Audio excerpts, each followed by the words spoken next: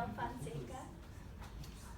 Hi everybody, thank you so much for coming today. So as Joan said, my name is Camille and I'll be talking about my thesis project on doctor-patient communication and HPV knowledge.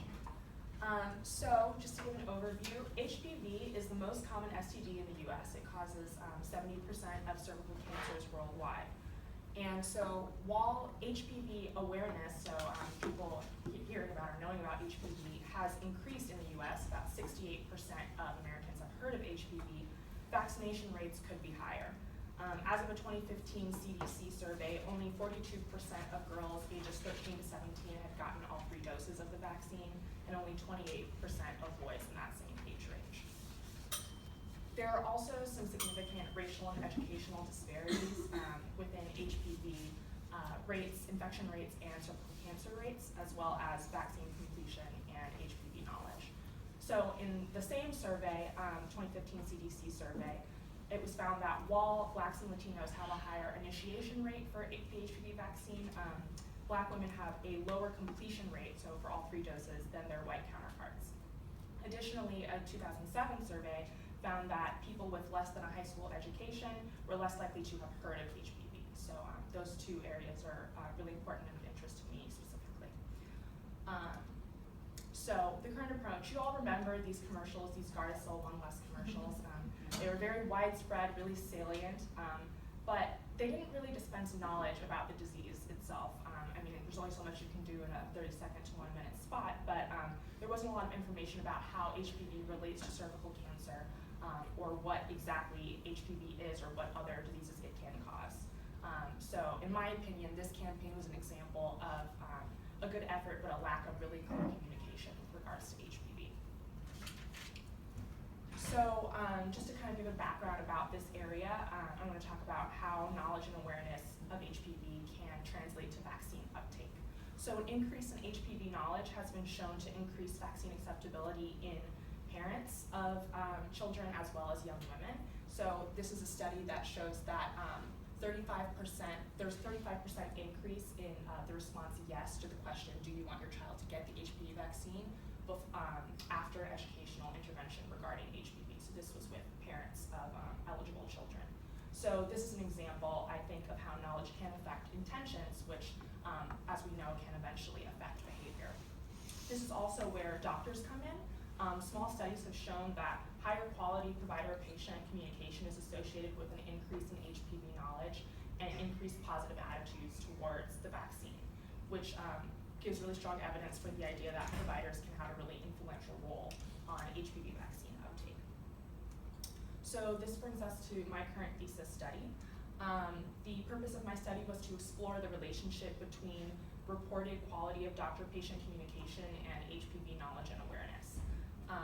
And so my basic hypothesis, based on the literature I reviewed, was that better communication is associated with more HPV knowledge and higher awareness. The theoretical model approach that I used for this was the health belief model. So in a nutshell, this is how an individual's beliefs about a disease affects their approach towards an issue or a behavior with regards to that disease. So for HPV, many people have low perceived seriousness and susceptibility for HPV because there aren't really visible symptoms and it isn't really talked about in the same bucket as other STIs. And improved doctor-patient communication could really be a cue to action to subvert these perceived low susceptibility issues.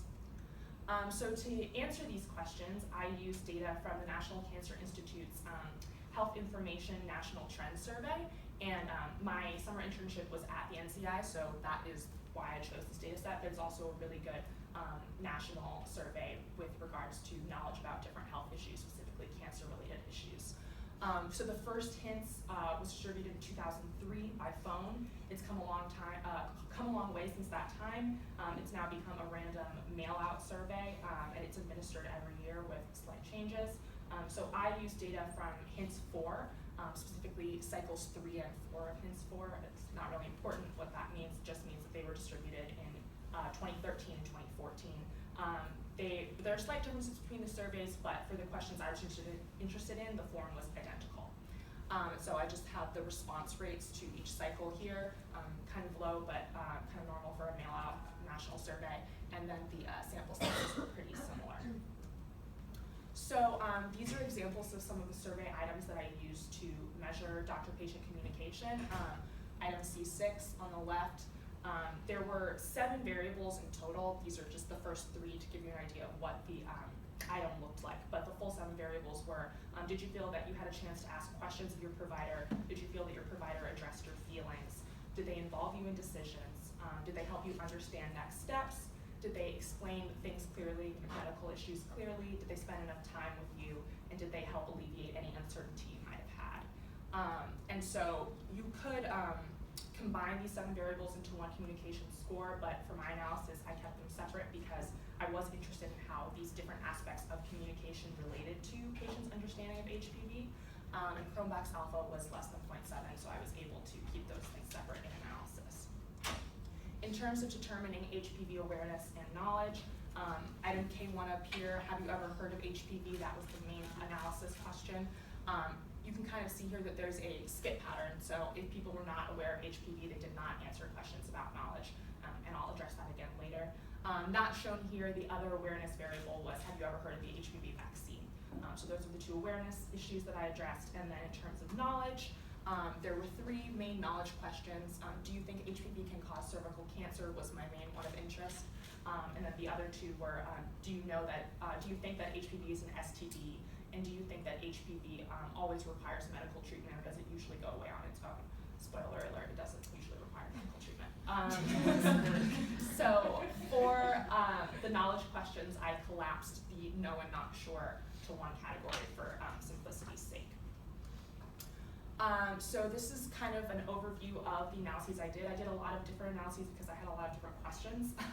So the main one that I did was the full sample, and this was all responded to answer the relevant items. So keeping in mind that skip pattern, the original sample of around 6,800 reduced to about 4,600, which is still pretty large. And so the other area of interest that I had was looking at interactions between race and education for the relationship between communication and knowledge. And so I looked explicitly at the 2 communication variables, explained clearly, and spent enough time for those interactions because those were the ones that were most important after conducting the full sample analysis. I was also interested in looking at a restricted sample, so respondents ages 18 to 29, as well as respondents with children under 18 in the household, because these are 2 populations that are really targeted for HPV vaccine and information in that area. HINTS does not ask specifically if you're a parent, they only ask if there are children in the household, so that explains that item right there. And so for each of these buckets, I did 5 different logistic regression models. So 2 for the 2 awareness items that I talked about, awareness of HPV and awareness of the vaccine, and then 3 for each of the knowledge items that I discussed.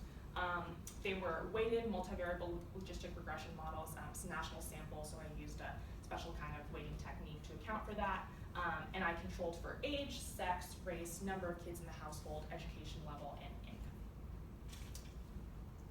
So this is a just kind of a basic descriptive statistics result of the basic answers to my main questions of interest. So as you can see, about 65% of people had heard of HPV. This is pretty consistent with previous survey findings. And you can see that with regards to knowledge, correct answers to the knowledge questions, a little bit lower in about the 40s range. So for the most interesting part that I was really interested in about communication, so looking at the relationship between HPV awareness and communication, I found that awareness of HPV was most highly associated with providers who explain things clearly. So when patients reported that their providers explained things clearly, they were more likely to have heard of HPV and the HPV vaccine. The same goes for patients who felt that their providers spent enough time with them. And another aspect that was also important that I didn't include here was understanding next steps of medical processes was also associated with awareness of the HPV vaccine, but that was a little bit less significant.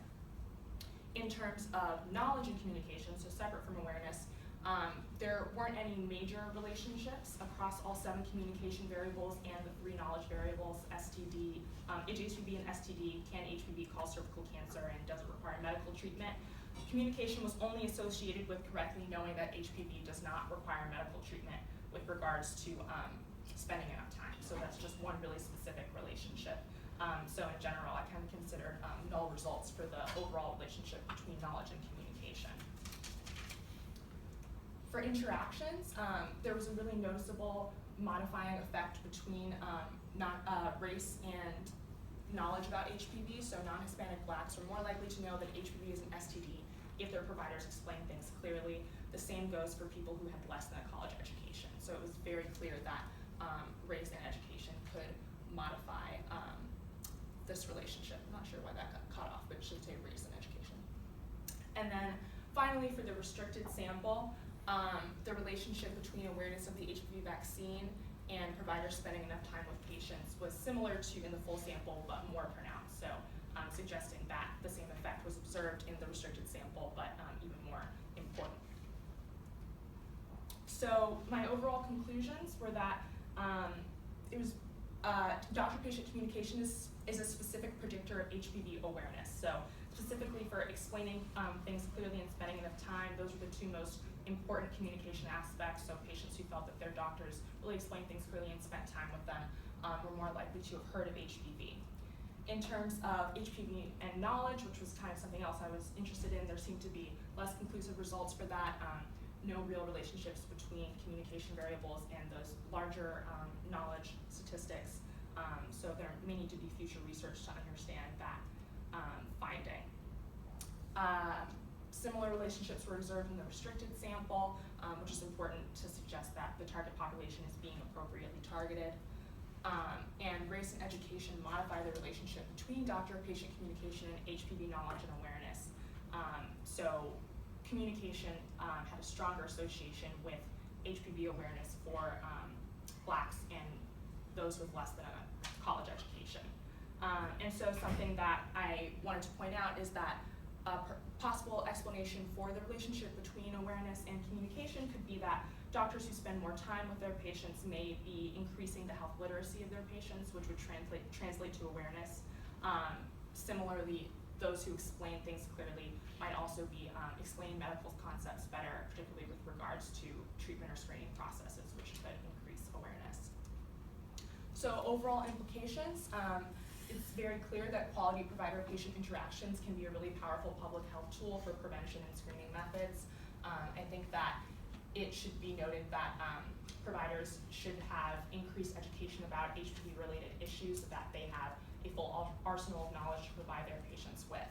And I think that providers also must continue to receive cultural competency training to really address those groups that have disparities in terms of their treatment and knowledge of this disease. So I don't have an acknowledgement slide in here, but I want to acknowledge my thesis advisor, Joan. Thank you so much. You were so helpful. My second reader, Linda Nicolai, who couldn't be here. And also my advisor, Kelly Blake at the NCI and the NCI for giving me money to do this project.